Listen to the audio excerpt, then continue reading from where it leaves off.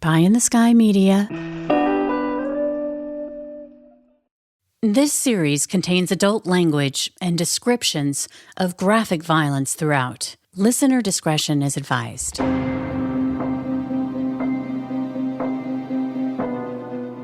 Pristine wilderness, glorious Montana, those woods imbued with springtime melodies, chirping birds, playful chittering squirrels. These sounds floated on a light breeze as sunshine poked through the forest canopy early that April morning in 1996. But there was a dark spot in those woods, a nondescript cabin that never fit into that landscape, even though it had been there since the early 1970s. It had never become a part of nature, but always separate from it. Unlike in Hansel and Gretel's in the Brothers Grimm, this cabin was not built of bread and roofed with cakes. It was a cheerless 10 by 14 utilitarian structure. Made from wood, it had weathered into a dingy brown. The entrance to the cabin was less a door and more like a rectangle into a gloomy and oppressive space. And the tiny windows, they weren't handcrafted with blown transparent sugar. There was no witch inside, waiting for Hansel and Gretel to be enticed to her gingerbread home for treats. This backwoods cabin was the last place anyone would ever think of having their cake and eating it too. I was also the one that found you can't eat your cake and have it too, as opposed to how most people say you can't have your cake and eat it too. And that really was kind of the silver bullet. But it's these words of an angry, embittered madman that will lead a newly minted FBI profiler to this place on the thinnest of breadcrumbs. That 30 days turned into a year and a half. And after a 17-year investigation, I was part of the team that helped finally identify Ted Kaczynski and take him down. Welcome back to Criminal Mischief with Carolyn and Branden. You're listening to episode 132, The Cabin in the Woods. The nightmare began in May of 1978 at Northwestern University in Chicago. A passerby found a package, addressed and stamped, sitting in a parking lot at the University of Illinois. This Good Samaritan returned the package to the person listed on the return address, a Northwestern University professor who spied the package and thought it was suspicious and called campus security. That package exploded upon opening and injured the security officer. The bomb was shocking, but how could anyone have known at the time that this was not just a one-off, but the beginning of a serial bomber's reign of terror? A year later, at the same university, a package had been dressed as a present. It was another bomb, and it was opened by a graduate student who would also survive the blast. 6 months later, another bomb sent through the airmail, and it nearly takes down an American Airlines flight. This bomb detonated in the luggage compartment, but it didn't explode as it was intended, and so the pilots were able to land the plane safely. In June of 1980, the president of United Airlines is sent a package. Inside there's a book, and when he opens it, it explodes in his hands. He too would survive his injuries. These were the first 4 of 16 bombs that would be made by an unknown serial killer the FBI would later describe as a twisted genius who aspires to be the perfect anonymous killer who builds untraceable bombs and delivers them to random targets, who leaves false clues to throw off authorities. A seemingly invisible suspect who taunted investigators with his signature initials FC, which he engraved in all of his bombs, but he would eventually become known as the Unabomber. First of all, Unabomber is an acronym which stands for University Airline Bombings. That's Fitz. Hi, James R. Fitzgerald, Fitz for short, is my name and nickname. I'm an associate professor at Pennsylvania Western University, along with Ray, co-host of the Cold Red podcast, author of soon to be 4 books, 3 out now, 1 coming up, A Journey to the Center of the Mind, same title for all 4 books. FBI for 20 years, police officer in suburban Philadelphia, 11 years before that. I'm a forensic linguist and a criminal profiler. Fitz would go on to play a huge role in this investigation, which we'll get to. But back in the late 1970s, with the explosion of the Unabomber's first incendiary device, Fitz was at the beginning of his career as a beat cop at the Ben Salem Police Department, a suburb north of Philly. And like most everyone else, his only involvement in the case at the time was reading the headlines. And there would be a lot of breaking news. In the years between 1981 and 1987, there would be 8 more bombs sent around the country to unsuspecting victims. But before the 12th bomb exploded in 1987, this was in the parking lot of a Salt Lake City computer store, and it blew up in the owner's hands. But before this, one of his employees saw a man putting an object on the ground. This would be the first eyewitness of the so-called Unabomber, and her eyewitness account helped a sketch artist create what would become an infamous composite sketch of the Unabomber. Now, I just listed the dates and locations of where these bombs detonated, but the carnage that befell these innocent victims who were either murdered or maimed because they just happened to be randomly selected. A family member would describe what their loved one went through, being blasted by hundreds of nails, cut up razor blades, and metal fragments that were packed together and then exploded, perforating the victim's heart, shearing off their fingers, burning their skin, fracturing their skull, and driving shrapnel into their brain. In fact, these homemade bombs would kill 3 people and injure 23. The Unabomber's deeds, for more than a decade, gripped the nation in fear of random packages found in places or delivered by the U.S. Postal Service. But after the eyewitness saw the Unabomber and that sketch was circulated, the bombs stopped. For 6 years, the FBI thought the Unabomber was either dead or in prison. But in 1993, his reign of terror began once again.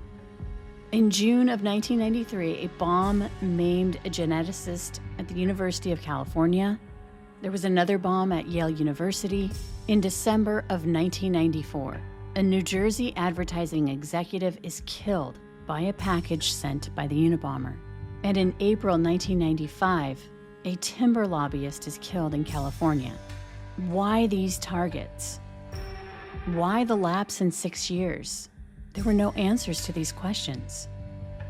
With little to go on, the FBI-led task force is on its way to earning the dubious distinction of being the longest and most expensive manhunt in the nation's history.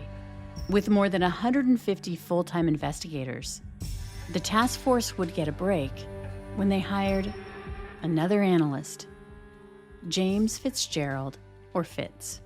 This case started in 1978. I was still a rookie police officer then in Ben Salem Township, Pennsylvania. And I remember reading some newspaper articles about it long before the internet and, 24-hour cable TV. And then, of course, it got a little more heated. He killed his first person in 1985. The infamous composite sketch of the guy with the hoodie with the sunglasses, that came out in 87. I remember reading the articles along the way. I was just getting into the FBI in 1987. And remember, it was brought up a little bit in our training, that case, but it was still unsolved. By the early 1990s, Fitz, who was born in Philly and raised in a working-class neighborhood, was no longer a beat cop. He'd gone on to be a detective, then a sergeant at the Ben Salem Police Department, and then on to the FBI as an agent in New York City. And by 1995, he became an official FBI profiler at the Elite Behavioral Analysis Unit, or BAU. But I get promoted in 95 to Quantico, the FBI Academy. That's where it's located. Do 12 weeks of training with the great John Douglas, kind of the grandfather of profiling in the U.S., and others, both in the unit and from outside. Take a week off, go to the beach, and I get a phone call. Jim, would you consider? I'm Jim. It also fits, depending who's talking to me, but my boss always called me Jim. Would you consider going to San Francisco for 30 days They want a profiler on the Unabomber case. I said, boss, I heard what John Douglas, he gave a 2-hour block on the case. I've certainly read the media accounts of it. I know some kind of manifesto is about to come out. Yeah, that's why they want a profiler. Oh, 30 days? Sure. So Fitz, fresh out of a 12-week profiling course at Quantico, when he stepped on that airplane to fly to San Francisco, this is what he knew, that the Unabomber was the deadliest serial bomber in U.S. history. And by 1995, he had been bombing for 17 years. He'd either planted or mailed 16 bombs that had killed 3 people and injured nearly 24 others. And yet, investigators had no idea who he was or why he was doing it.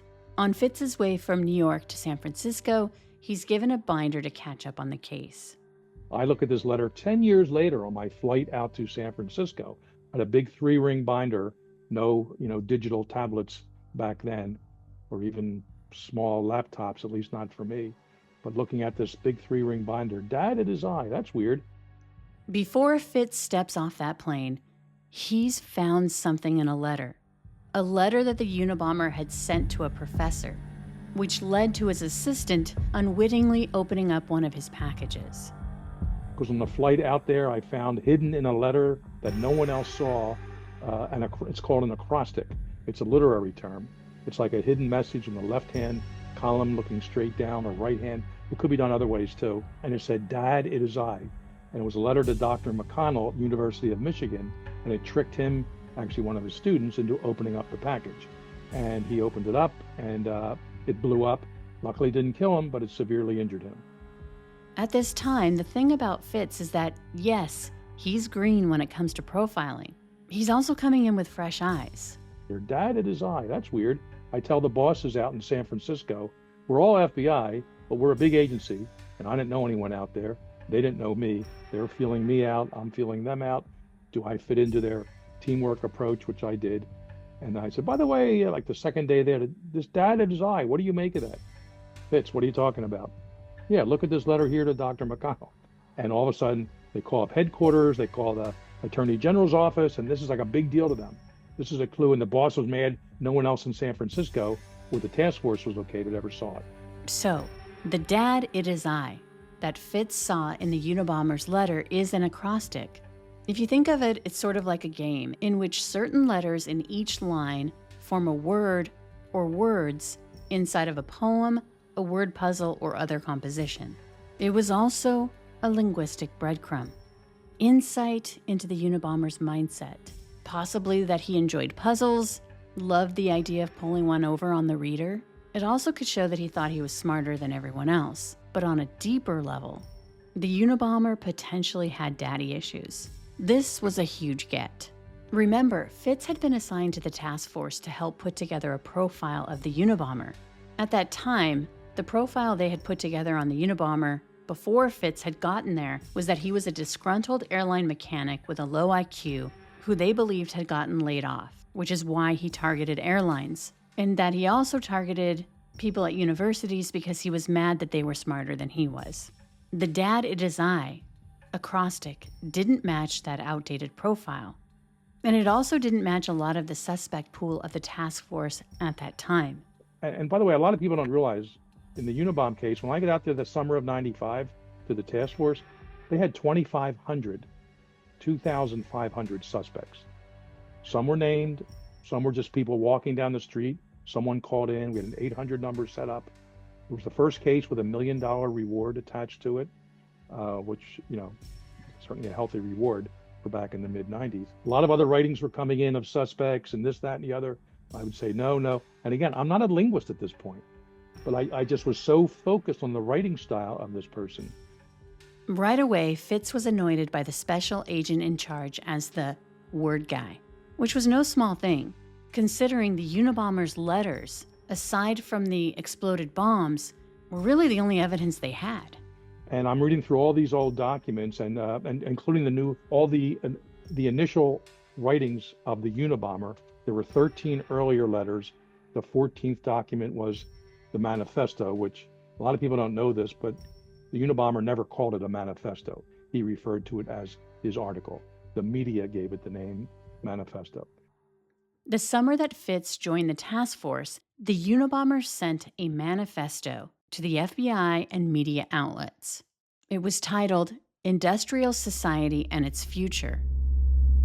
56 pages where he details his motives and views of the ills of modern society. In the summer of '95, we now have this manifesto. The Unabomber wants it published in the New York Times, Washington Post, or a few other entities to which he mailed his copies. And he didn't make Xerox copies of these things. He used carbon paper. And Carolyn, I don't think you're old enough to probably ever use carbon paper to type a paper or a document. I did way back in the day.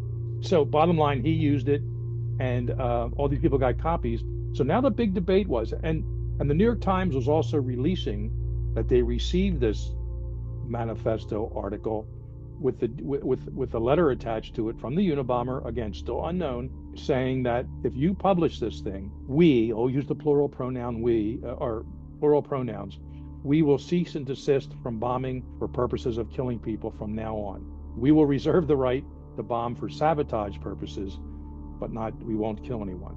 So now the New York Times had a decision to make. They could not publish it, not accede to the demands of a terrorist, and at least one more person would die, or they could publish it. Fitz goes through the manifesto with an eye toward finding linguistic forensic clues, anomalies like variant spelling or unique word choices or phrases. I'll never forget reading paragraph 185 of the manifesto. The evils of, modern technology and society. I forget the exact quote, but that short paragraph, and he numbered each paragraph, by the way, which made it very easy. Not just pages and not just chapters, because they were numbered too, but actually each paragraph was numbered. And just as a reminder, it was the manifesto was 35,000 words, 56 pages, single space, manual typewritten, not even electric typewriter, because if you remember, he was anti-technology. So he would never use a computer or word processor, but not even an electric typewriter. Long story short, I'm reading through this paragraph 185, and yada, yada, yada, but you can't eat your cake and have it too. I think I actually read through that once that day. Then when I always read everything twice, like within the same hour, or when I may have missed the first time. And the second time, wait a minute, you can't eat your cake and have it too. Hold on, let me think now. All my life, when I use that term, that axiom, I say, you can't have your cake and eat it too. He transposed the two verbs. I said, boy, this is kind of interesting. So I ran to the bosses and showed them that. They said, oh, wow, yeah, thanks, Fitz. I'm not sure what that means. I said, neither do I know what it means. But boy, if we get lucky enough and we get a suspect and we get the known writings of that suspect, and it comes back to, and we somehow find that quote with the transposed verbs like his in the manifesto, it's a pretty good clue.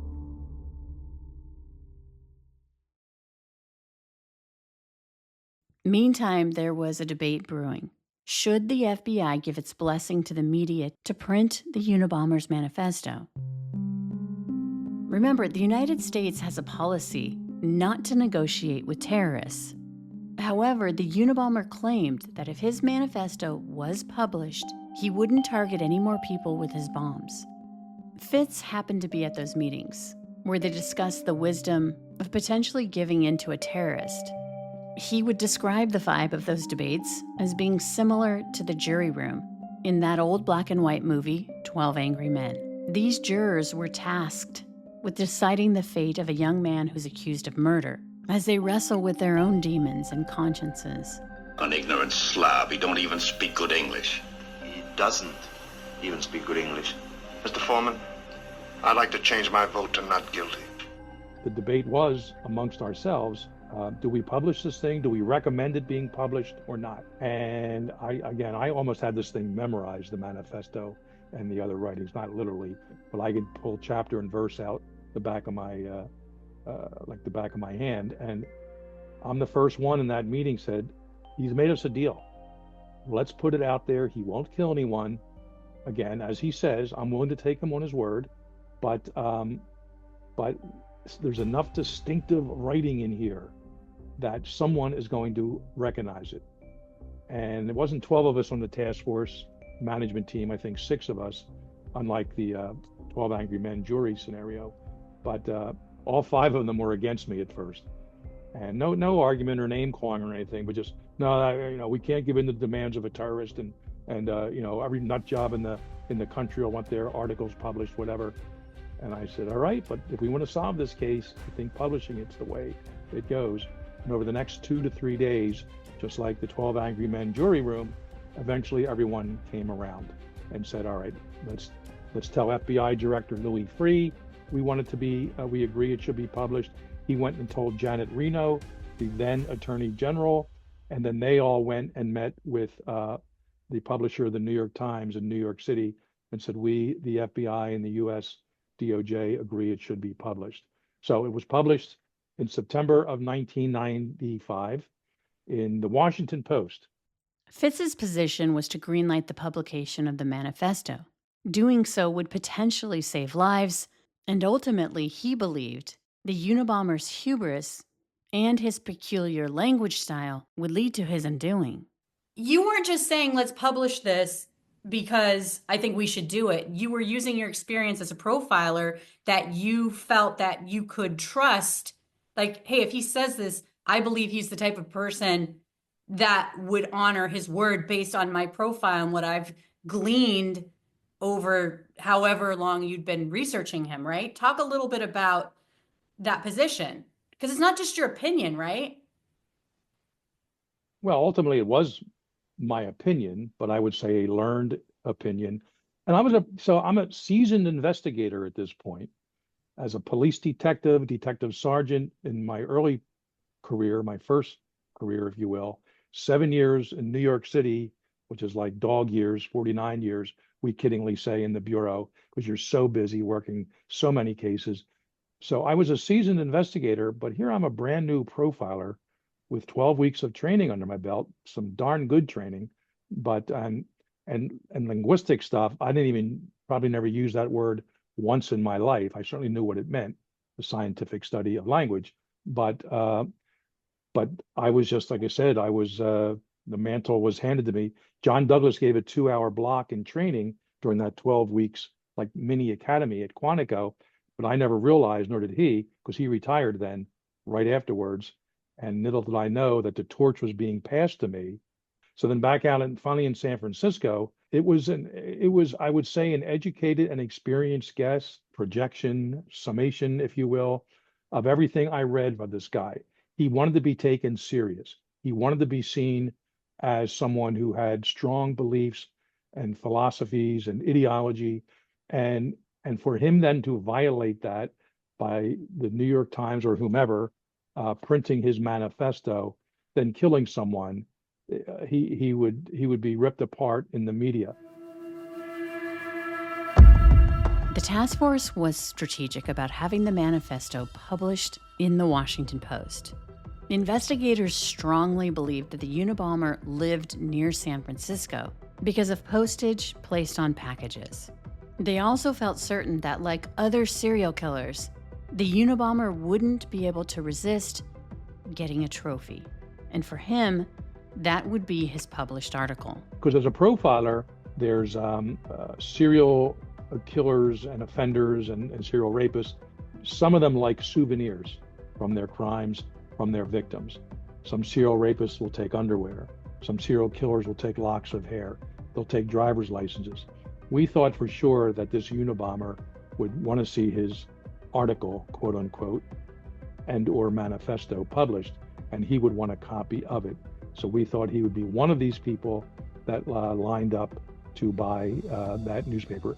At the time, there were only 2 places in San Francisco that sold the Washington Post. And we felt for sure the Unabomber lived within a few hundred miles of San Fran, and he would want to get a copy for himself. So we put surveillance teams on those 2 places. And let me just add, the New York Times was sold in like 24 places in San Francisco. Remember, this is before the internet. I'm not even sure these newspapers had their own websites up yet, 1995. This surveillance was a massive undertaking. And there are people lining up around the block because everyone knew in advance, September 19th, manifesto was being published, Washington Post. And there was no online version of it, at least right away, until FBI.gov did it. So people were lined up, of course, in San Francisco, so maybe you can expect some of that. but they're lined up, and the FBI had surveillance teams from all over the West Coast, and we would follow everyone to their ultimate destination that day. No one's rights were violated, anything like that. But if they went into a house, they went into a business, got on the BART, somewhere to travel, they would be followed and eventually interviewed. Hello, sir, FBI. Can we ask you why you bought a copy of this manifesto? Which ended up being a total bust. However, the idea that someone would identify the author through his writing, not a bust. Linda Patrick was a professor of philosophy, and in 1995, she was in Paris for a work conference. But at her hotel, a headline captured her attention that the Unabomber's manifesto had been published in the Washington Post.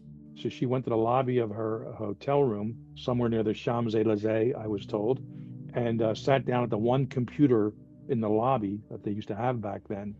And she logged into FBI.gov, because she knew that's where the manifesto was being published, along with the Washington Post, and started reading it and said to herself, holy, you know what? I never met my odd brother-in-law, but this sounds and reads just like this guy, Ted, my husband David's brother, this guy who lives in a cabin by himself in the middle of the woods in Montana. Linda's husband was David Kaczynski. So his wife came home. She told him about it. He said, yeah, right, my brother, the Unabomber, he wouldn't hurt a fly. Linda wasn't convinced. In fact, she felt so strongly about it, she kept at David. She asked him to at least go with her to the library so he could read the manifesto for himself. It took about a week or two before he sat down, and on whatever website at that point, he opened it up and he said, holy, you know what? And the term that hit him, he didn't pick up on, you can't eat your cake and have it too. That was me. He picked up on a term in the manifesto, 2 words, a noun phrase, and it's just simply the 2 words, actually a hyphenated word, so 2.5, cool-headed logicians. Okay, it's grammatically correct adjective noun. You know what it means, but David claims he never heard anyone use that term except his brother Ted. And there it is in the manifesto. David recognized Ted's thinking in the Unabomber's words, but also his word choices.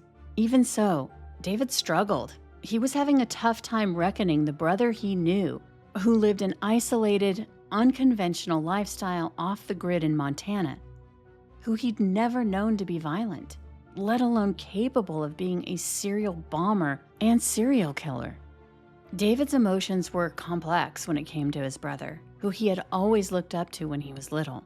The brothers grew up in a working-class suburb of Chicago, and David was 7 years younger than Ted, who had always been socially awkward to the point where David had been his only friend. Ted was a math prodigy. He went to Harvard when he was just 16 years old and earned a master's degree and doctorate from the University of Michigan by the time he was 24. After that, Ted got a job as an assistant professor of mathematics at the University of California, but after working there for just a few years, he left. And in 1971, Ted and David bought a small piece of land outside of Lincoln, Montana, where together, the brothers built Ted's cabin. But by 1985, Ted stopped talking to his parents. He was punishing them because he'd come to the conclusion that his parents were to blame for his social awkwardness, and that they'd pushed him too hard academically. He did have daddy issues. He did have problems with his father. His father wound up committing suicide. Ted Kaczynski blamed his parents for making him into a, quote, social retard, end quote. And he really hated them, and he had no remorse when his father died. So does dad as I? Is that some kind of a Freudian thing in one way or the other that we can attribute to that? He never talked to us. Ted excised Dave from his life too. It was after David shared the happy news that he was getting married to Linda. Ted responded by writing a scathing letter saying David was making the biggest mistake of his life. Suddenly, out of thousands of suspects, a man named Ted Kaczynski went to the top of the list. The FBI put eyes on that cabin and began the methodical work of putting together a case. They believed they had time to get a search warrant to get inside the cabin, but their timetable changed when they found out that there was a leak. Dan Rather on CBS News, one of his reporters found out there was a leak somewhere. Didn't come out of San Francisco. We're convinced it was Washington, D.C., probably the Department of Justice. Some lawyer in there called one of their friends at CBS. And we're planning on making the arrest in like early May. And I think April 1st, and it wasn't an April Fool's joke, Louis Freeh gets a call from Dan Rather. He was the head anchorman on CBS News back then. Hi, Louis. I just want you to know I have information that you guys have a suspect in the Unabomber case living in Lincoln, Montana, and he has a Polish last name. And Director Freeh says, I can't confirm or deny. He said, well, Dan Rather then said, we think we have enough good information that we're going to run with this story tonight. Louis Freeh says, can you give me 3 nights? And they agreed 3. He may have asked for a week, but they agreed on 3 nights. So Louis calls FBI headquarters, FBI, the task force. I'm right there when the call came in, and the big boss took it. And we have to go with this story. You have to make the arrest. There's a leak. The team surveilling Ted's cabin in Montana was soon joined by a tactical team putting together plans to search the cabin, and Fitz stayed back to help write the search warrant that was based entirely on forensic linguistics. So we had the 14 Unabomber documents. His mother and brother cooperated with the FBI, and they gave us 178 known writings of their brother, son, Ted Kaczynski, and they're the ones I used. I compared the 178 to the 14 Unabomber documents, and that's where I found these 600 samples or examples that matched up very, very closely in written style, including, I guess I didn't finish the story. His mother kept a letter to the editor that Ted wrote to something like Saturday Evening Magazine. It was published out of New York in the 70s, and Theodore J. Kaczynski signed the bottom of a letter to the editor about the evils of pollution and overpopulation, all those topics. And at the very end, however, you can't eat your cake and have it too. So that's where the comparison finally came in. And that was only a week or so before the search warrant went out. And that was really that silver bullet out of that smoking gun that we really needed linguistically. And the language in that case really was some of the best stuff that we came up with to get in the cabin. On April 3rd, 1996, a 9-person SWAT team apprehended Ted Kaczynski at his Lincoln, Montana cabin. The 53-year-old was dirty and disheveled. Inside, they found bomb-making supplies, a live bomb under his bed ready for mailing, journals detailing his crimes, and the rough draft of his manifesto. But we found the actual written yellow legal pad I'm holding up. I'm not sure how many people will be watching this, but the old-fashioned way you'd write a term paper or even a dissertation is you'd write it out by hand first, then you would cross in arrows one page to another, cut it up, cut and paste, literally back in the old days, and we found that document in Kaczynski's cabin. So that was all the evidence we needed to, and bomb parts too, of course, and lots of other evidence and admitted statements that he wrote in his autobiography, in his diary, and he never did talk to any FBI agents. 3 days later, Fitz made it out to the cabin. There's a little mini robot going into the cabin to look around for tripwires and explosive devices, and we said to ourselves afterwards how upset Kaczynski would have been, Mr. Anti-Technology himself, with a modern day, for 1995, robot going through his cabin. So I was allowed to go in 3 days later and just absorbing everything that was inside of it and just taking it in, and because my brain, the whole time I worked this case, and this was a rare time in my career, one of only 2 times that I was solely focused on one case at this time, and to finally be in, and I tried so many times to get inside the mind of the Unabomber in those early days. Now to be inside his cabin was about as close as I was going to get. Ted Kaczynski was arrested and charged as the Unabomber, and that search warrant based on linguistic analysis would hold up, despite arguments that linguistic analysis failed to meet the burden of proof for that search warrant. Ultimately, Ted Kaczynski pleaded guilty in 1998. He would be spared the death penalty and was sentenced instead to a life without the possibility of parole. After serving 25 years, Ted Kaczynski died in prison in June of 2023. He was 81 years old. His brother, David, had spent a quarter century writing letters to his older brother, asking for his forgiveness for turning him in. It wouldn't have been right to allow him to hurt anyone else. He had to be stopped in some way, and that was the only way I could think to stop him. Forgiveness Ted would never give David or their mother. As brilliant as everyone thinks Kaczynski is, many of his ideas in the manifesto were not original. And I learned before too long in the task force that he copied a lot of his ideas about technology and the evils of it since the Industrial Revolution from a French philosopher named Jacques Ellul, and who had written a book in the 60s, I think late 60s, early 70s. So a lot of what he was a proponent of, was borrowed from this French philosopher. So not a whole lot original to Kaczynski.